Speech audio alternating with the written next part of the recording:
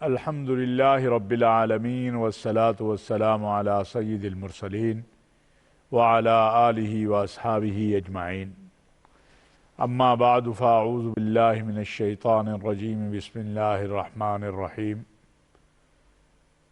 लक़द कान लकुम फ़ी रसूलिल्लाहि उस्वतुन हसनह। सदक़ल्लाहु मौलाना अज़ीम। वाजिबुल एहतराम नाज़रीन व सामईन, अस्सलामु अलैकुम व रहमतुल्लाहि व बरकातुहू।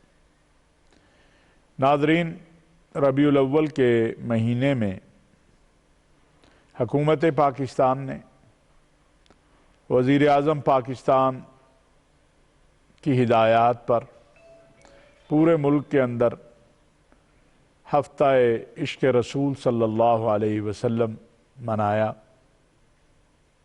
इसी तरह सूबाई हुकूमतों ने अपनी अपनी सतह पर रसूल अकरम सल्लल्लाहु अलैहि वसल्लम की सीरत तय्यबा के हवाले से प्रोग्राम मुनाकिद किए। इश्क़ मुस्तफ़ा सल्लल्लाहु अलैहि वसल्लम और उसके तकाज़े क्या हैं, शान मुस्तफ़ा क्या है, इस वक़्त जो आलमी सूरत हाल पैदा हुई है उसके बारे में हमें क्या करना है, और मुल्क के अंदर जो कोरोना की बढ़ती हुई सूरत हाल है इसमें मसाजिद, मदारिस, दीनी इज्तिमाआत, सियासी इज्तिमाआत, उस हवाले से हमें क्या करने की ज़रूरत है, इस पर आज गुफ्तगू करेंगे। सबसे पहले तो याद रखिए कि इश्क का तकाज़ा क्या होता है। जब मैं ये कहता हूँ कि फ़लाँ मेरा महबूब है या मुझे उससे इश्क हो गया है, तो उसका तकाज़ा क्या होता है। उसका तकाज़ा ये होता है कि जो चीज़ महबूब को पसंद होती है वो इख्तियार कर ली जाती है, और जो महबूब को नापसंद होती है उसे छोड़ दिया जाता है। अल्लाह तबारक व तआला ने कुरान करीम में अपने बंदे को, हमारा खालिक व मालिक अल्लाह है, रिज़्क़ देने वाला भी अल्लाह है, हमें मुश्किलात और मसाइब से निकालने वाला भी अल्लाह है, हमारे इज़्ज़तें देने वाला भी हमें अल्लाह है, औलाद देने वाला भी अल्लाह है, ये कायनात बनाने वाला भी अल्लाह है, और उस अल्लाह के एक महबूब हैं वो मुहम्मदुर रसूलुल्लाह सल्लल्लाहु अलैहि वसल्लम है। अब अल्लाह तबारक व तआला ने अपने बंदे के लिए जो हुक्म सादिर किया वो ये है कि कुल इन कुंतुम तुहिब्बून अल्लाह फत्तबिऊनी युहबिबकुमुल्लाह। क्या मेरे प्यारे पैगंबर अपने उम्मतियों को बता दीजिए कि वो अल्लाह से अगर मोहब्बत करने चाहते हैं, अपने खालिक व मालिक से मोहब्बत करना चाहते हैं, अपने राज़िक से मोहब्बत करना चाहते हैं, तो उसका रास्ता क्या है कि वो आपकी इत्तिबा करें। जब वो आपकी इत्तिबा करेंगे तो अल्लाह उनसे मोहब्बत करने लग जाएंगे, और सिर्फ मोहब्बत ही नहीं करेंगे, उनके गुनाहों को भी माफ़ कर देंगे। आज ज़रूरत इस अमर की है कि हम सीरत मुस्तफ़ा सल्लल्लाहु अलैहि वसल्लम पर अमल करने वाले बने। आज हमें हुक्म है कि हम झूठ ना बोलें। अगर हम वाकई सच्चे आशिक हैं और वाकई हम महबूब किबरिया सल्लल्लाहु अलैहि वसल्लम से मोहब्बत करते हैं तो हमें झूठ नहीं बोलना चाहिए, हमें धोखा नहीं करना चाहिए, हमें लोगों के इमलाक पे कब्जा नहीं करना चाहिए, हमें गीबत नहीं करनी चाहिए, हमें कम नहीं तोलना चाहिए, हमें ज़ख़ीरा अंदोज़ी नहीं करनी चाहिए, हमें ज़्यादा मुनाफाखोरी नहीं करनी चाहिए। अगर तो इन चीज़ों पे हम अमल कर रहे हैं तो फिर तो जान लीजिए कि हम आका अलैहिस्सलातु वस्सलाम की सुन्नतों पे चल रहे हैं, आपके हुक्म पे चल रहे हैं, और हमारी ये दुनिया और आखिरत दोनों में हमें कामयाबी और कामरानी मिलेगी। और अगर हम इसके बरखिलाफ हैं, हम नाम तो कह लेते हैं कि हम आशिक रसूल हैं, हम रसूलुल्लाह सल्लल्लाहु अलैहि वसल्लम से इश्क करते हैं, लेकिन दूसरी तरफ हमारा आलम यह है کہ ہم جھوٹ بھی بولتے ہیں، ہم بد اخلاقی بھی کرتے ہیں، ہم لوگوں کا حق بھی کھاتے ہیں، ہم یتیموں پہ رحم بھی نہیں کرتے ہیں، ہم بیٹیوں کو تعلیم سے بھی محروم رکھتے ہیں، ہم بہنوں کو اور بیٹیوں کو وراثت میں حق دینے کو بھی تیار نہیں ہیں، اور دعویٰ ہمارا یہ ہو کہ ہم عاشق رسول ہیں، تو یہ ہمارا دعویٰ باطل ہے، صادق نہیں ہے، کیونکہ اگر ہمارا دعویٰ صادق ہوگا تو پھر اس کا مطلب ہے کہ ہم آقا علیہ السلام کے بتائے ہوئے احکامات پر مکمل عمل کرنے والے ہیں۔ لیکن آج ہم صورتحال بالکل مختلف دیکھتے ہیں۔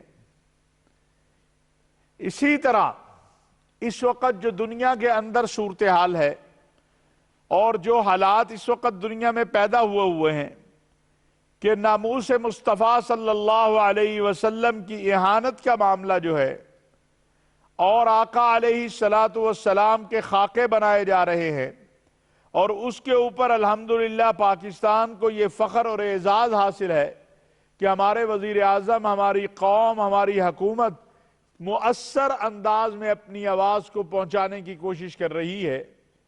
ان حالات میں ہمیں کیا کرنا ہے؟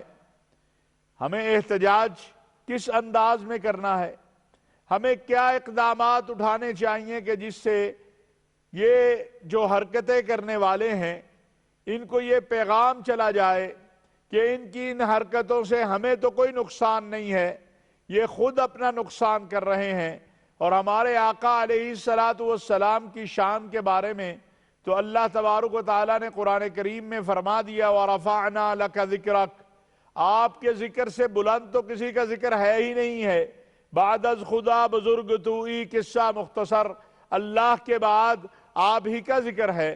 اور جن کے لیے اللہ قرآن کریم میں کہہ رہے ہیں ان اللہ وملائکتہ یصلون علی النبی یا ایہا الذین آمنوا صلوا علیہ وسلموا تسلیما، کہ اللہ بھی اور اللہ کے فرشتے بھی رسول اکرم صلی اللہ علیہ وسلم پر صلاۃ بھیج رہے ہیں، اور کہا گیا اے ایمان والو یا ایہا الذین آمنوا صلوا علیہ وسلموا تسلیما، آپ پر بھی لازم ہے، آپ کو بھی درود بھیجنا ہے۔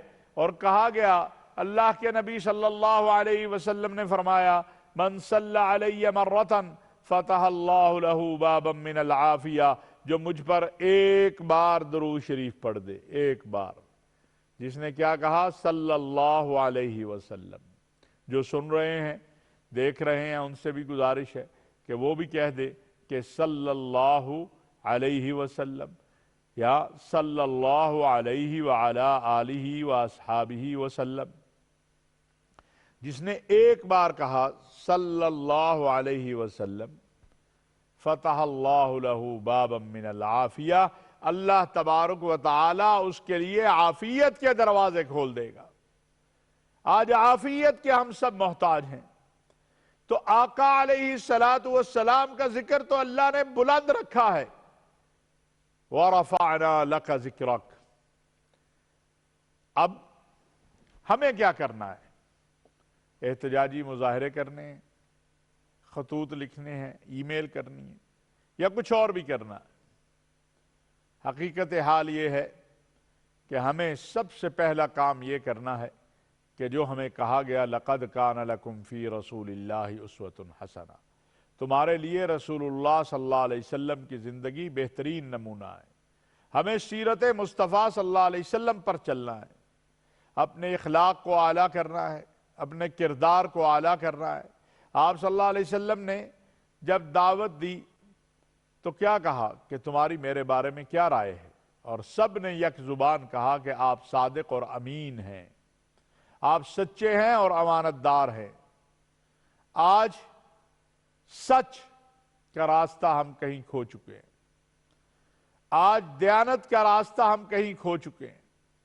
آج نفسا نفسی کے اس عالم میں ہم چاہتے ہیں کہ کسی بھی طرح سے ہم آگے بڑھ جائیں، اور پھر ایک دن زندگی کا آتا ہے جب اس دنیا سے رخصت ہو جاتے ہیں، اور وہ جو آگے بڑھنے کی دوڑ ہے وہ یہیں ختم ہو جاتی ہے۔ قبر کے اندر پھر اندھیری رات ہے، اور اگر کوئی اچھے اعمال کیے ہیں، آقا علیہ الصلاۃ والسلام سے سچی محبت کی ہے، اللہ کے احکامات کو مانا ہے، تو پھر وہ قبر جو ہے، جو اندھیری قبر ہے، وہ روشن ہو جائے گی۔ اور اگر لوگوں کے املاک پہ قبضے کیے، بہن بھائیوں کے املاک پہ قبضے کیے، یتیموں کے حق مارے، بیٹی کا حق مارا، بہن کا حق مارا، بیوی کے ساتھ حسن سلوک نہیں کیا، اولاد سے اچھا سلوک نہیں کیا، یہ ہمارے ہاں سمجھا ہی نہیں جاتا۔ یہ بات تو ہمارے ہاں کہیں آتی نہیں ہے کہ اپنے اہل خانہ کے ساتھ بھی حسن سلوک کرنا ہے، جبکہ رسول اللہ صلی اللہ علیہ وسلم نے فرمایا خیرکم خیرکم لأہلی، تم میں سے بہترین وہ ہے جو اپنے اہل کے لیے بہتر ہے، اپنی بیوی کے لیے بہتر ہے، اپنے بچوں کے لیے بہتر ہے۔ آج ہمارا اپنے گھروں میں بیویوں کے ساتھ کیا سلوک ہے، بچوں کے ساتھ کیا سلوک ہے، باپ کا بیٹے سے کیا سلوک ہے، بیٹے کا باپ سے کیا سلوک ہے، کیا اس طرف بھی کبھی ہم نے توجہ دی ہے؟ کہا من لم یرحم صغیرنا ولم یؤکر کبیرنا فلیس منا، جو ہمارے چھوٹوں پہ رحم نہیں کرتا اور ہمارے بڑوں کا ادب نہیں کرتا، وہ ہم میں سے نہیں ہے۔ اللہ تبارک و تعالیٰ نے توحید کا جہاں ذکر کیا، وہاں والدین کے ساتھ حسن سلوک کا ذکر کیا۔ آپ کے اور میرے آقا علیہ الصلاۃ والسلام فرمایا کرتے تھے، جس کا مفہوم اس طرح سے ہے کہ کاش میری ماں ہوتی اور میں نماز کے لیے کھڑا ہوتا اور میری ماں آواز دیتی محمد، میں نماز چھوڑ کے بھاگ کے جا کے اپنی ماں کی بات سنتا۔ کیا آج ہم اپنی جن کی والدہ زندہ ہیں، مائیں زندہ ہیں، اللہ ان کو سلامت رکھے، کیا ہم ان کی بات اسی طرح سنتے ہیں؟ کیا ہم ان کی بات کو اسی طرح جا کے بھاگ کے ان کے کہے ہوئے کام کو کرتے ہیں؟ آج تو یہ جو اعلیٰ ٹیلی فون ہمارے پاس آ گیا ہے، اس کے اوپر سارا دن ہمارا گزرتا ہے، اور ہم کرتے کیا ہیں؟ اسی پہ گم ہوئے رہتے ہیں۔ باپ آواز دے اس کی بات سننے کو تیار نہیں، ماں آواز دے اس کی بات سننے کو تیار نہیں۔ اللہ کی رحمت، اس کا کرم اور فضل تب آئے گا جب رسول اللہ صلی اللہ علیہ وسلم کے بتائے ہوئے طریقے پہ چلیں گے۔ اور خالی یہ نہیں ہے، ہمیں اس لیے نہیں پیدا کیا اللہ نے کہ ہم نے بڑی دکانیں بنانی ہیں، محلات بنانے ہیں، بڑی کاروبار کرنے ہیں۔ ہمیں اس لیے پیدا کیا کہ ہم رسول اللہ صلی اللہ علیہ وسلم کی سنتوں پہ چلنے والے بنیں، ہم آقا علیہ الصلاۃ والسلام کی بات کو ماننے والے بنیں۔ ہمارا کام امر بالمعروف اور نہی عن المنکر ہے۔ لوگوں کو آج آپ دیکھیے کیا ہو رہا ہے۔ مجھے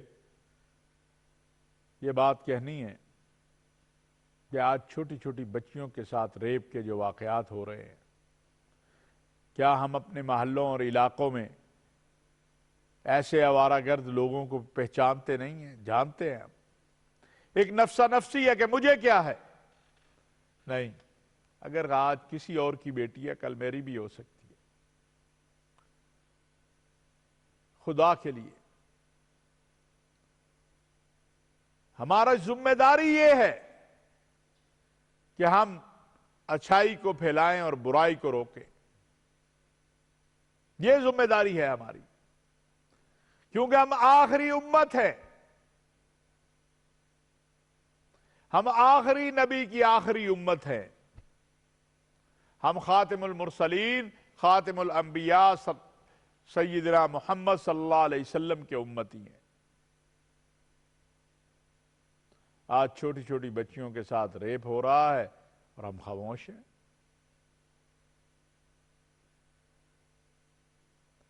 اگر اہل علاقہ جاگ جائیں اور یہ طے کر لیں ہم نے اپنے علاقے میں کسی ایسے بدقماش کو، ایسے آوارہ گرد کو جو ہے پنپنے نہیں دینا، تو نہیں ممکن ہے ایسا۔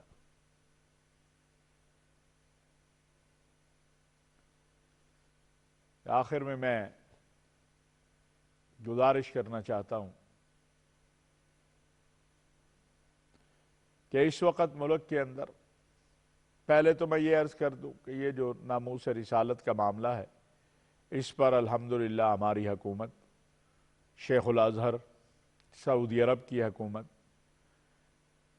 ترکی کی حکومت، دیگر بعض اسلامی ممالک کی حکومتیں اپنا احتجاج بھی ریکارڈ کرا رہی ہیں۔ ہمارے وزیر اعظم صاحب نے اس پر ایک خط تمام اسلامی ممالک کے سربراہوں کو لکھا ہے۔ شیخ الازہر شیخ احمد الطیب نے یہ کہا کہ وہ عالمی عدالت میں اس پہ جانا چاہتے ہیں، اور بڑا تاریخی جملہ کہا کہ ساری زندگی اگر ہماری لگ جائے اس پہ کہ ناموس رسالت کی توہین نہ ہو، اور یہ مقدمہ لڑنے میں ساری زندگی لگ جائے، ہم اپنی ساری زندگی لگا دیں گے۔ ہمارے وزیر اعظم صاحب نے، محترم عمران خان صاحب نے وفاقی وزیر مذہبی امور کو اور مجھے یہ حکم دیا کہ ہم الشیخ احمد الطیب کو یہ پیغام دیں کہ پاکستان ہر طرح سے اس میں تعاون کے لیے تیار ہے۔ انشاءاللہ ہم سے جو ممکن ہوا ہم کریں گے اور کر رہے ہیں۔ ہمیں فخر ہے ہمارے وزیر اعظم نے اس معاملے کو اقوام متحدہ میں، اسلامی تعاون تنظیم میں، ہر جگہ پر اٹھایا ہے، اور یہ سلسلہ جو ہے وہ جاری رہے گا۔ اب میں کرونا کی جو موجودہ صورتحال ہے اس پہ کچھ عرض کرنا چاہتا ہوں۔ یہ ایک وبا ہے، میں خود اس کا نشانہ بنا، اللہ تعالیٰ نے صحت عطا فرمائی۔ بلا شبہ یہ ایک ابتلا ہے، آزمائش ہے۔ اللہ تعالیٰ پوری دنیا کو اس سے محفوظ رکھے، پوری انسانیت کو اس سے محفوظ رکھے، آپ کو، ہم سب کو، آپ کے اہل خانہ کو، ہمارے گھر والوں کو، اہل پاکستان، اہل اسلام، پوری انسانیت کو۔ ہم نے اللہ کے فضل و کرم سے سب سے پہلے اس اللہ کا شکر ہے، لَإِن شَكَرْتُمْ لَأَزِيدَنَّكُمْ۔ اللہ کریم نے فرمایا میرا شکر ادا کرو گے بہت زیادہ نواز دوں گا۔ اس کا شکر ہے پاکستان محفوظ رہا، ہمارا ساتھ ہندوستان ہے، وہاں کے حالات دیکھیں۔ ہماری قیادت نے بھی کوشش کی، وزیر اعظم صاحب کا روز اول سے یہ موقف تھا کہ ہم سمارٹ لاک ڈاؤن تو کریں گے، لیکن ایک ایسا لاک ڈاؤن جس سے معاشی طور پر بھی، اور مسجدوں کو بند کرنا، یہ اس کے لیے تیار نہیں ہے۔ اور الحمدللہ پاکستان اگر دیکھا جائے تو دنیا اسلام کے ممالک میں واحد ملک ہے جہاں رمضان المبارک میں بھی، اس کے بعد بھی، اس سے پہلے بھی مساجد جو ہیں وہ آباد رہیں، تراویح ہوئیں، عید ہوئی، با جماعت نمازیں ہوئیں، حتیٰ کہ 27ویں اور دیگر یوم علی اور ان مواقع پر اجتماعات بھی ہوئے۔ اب ہماری ذمہ داری کیا ہے؟ ایک حکومت کی ذمہ داری ہے، ایک تو یہ ہے کہ حکومت مکمل لاک ڈاؤن کرے، لیکن اس سے جو ڈیلی ویجز پہ کام کرنے والے ہیں، جو چھوٹے کاروباری طبقہ ہے، بڑا بھی، وہ متاثر ہوتا ہے۔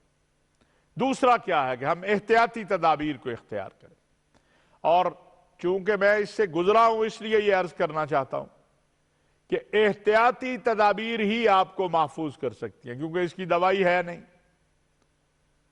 آپ کو احتیاط کرنی ہے زیادہ سے زیادہ، اور اس میں پہلا مرحلہ صاف ستھرا رہنا ہے۔ ماسک جو ہے، یہ میں عرض کر دوں، یہ ماسک ہر وقت اپنے پاس رکھیں، پاس نہیں رکھیں، اس کو لگا کر رکھیں، اس کو لگانے کی ضرورت ہے یہ، اور ضروری نہیں ہے کہ یہ آپ کپڑا بھی اگر نہیں ماسک ہے تو رومال بھی، اس سے بھی اپنے چہرے کو ڈھانپ سکتے ہیں۔ فاصلے سے رہیں، 6 فٹ حد، 4 فٹ اپنی مکان پہ، اپنی جگہ پہ جہاں آپ ہیں، اور مشاورت سے ڈاکٹر جو کہہ رہے ہیں، روزانہ ہمارے جو مشیر صحت ہیں ڈاکٹر فیصل صاحب، وہ بھی، اور ہمارے جو ادارہ ہے وہ روز بتاتے ہیں، روز ہدایات دیتے ہیں۔ اپنے آپ کو محفوظ کرنے کا اللہ نے بھی حکم دیا ہے، احتیاط، پھر توکل علی اللہ، اللہ پر تو توکل ہے، اور اللہ نے ہی ہمیں بچایا ہے۔ ہمارے تو وسائل نہیں تھے اتنے زیادہ، ہمارے پاس تو کوئی ویکسین نہیں ہے، لیکن رب کریم نے کرم کیا، ہم محفوظ ہو گئے۔ اب یہ پھر آ رہا ہے، پھر بڑھ رہا ہے، تو اس کا علاج کیا ہے؟ اس کا علاج احتیاط ہے، اور اپنے اللہ کی طرف رجوع ہے۔ اللہ سے ہمیں استغفار کرنا چاہیے، اور درود شریف کی کثرت کرنی چاہیے، اور احتیاط کرنی چاہیے۔ ماسک کو پہنیے، فاصلے سے رہیے۔ اللہ تبارک و تعالی پوری انسانیت کو اس وبا سے محفوظ کر دے۔ وما علینا الا البلاغ المبین۔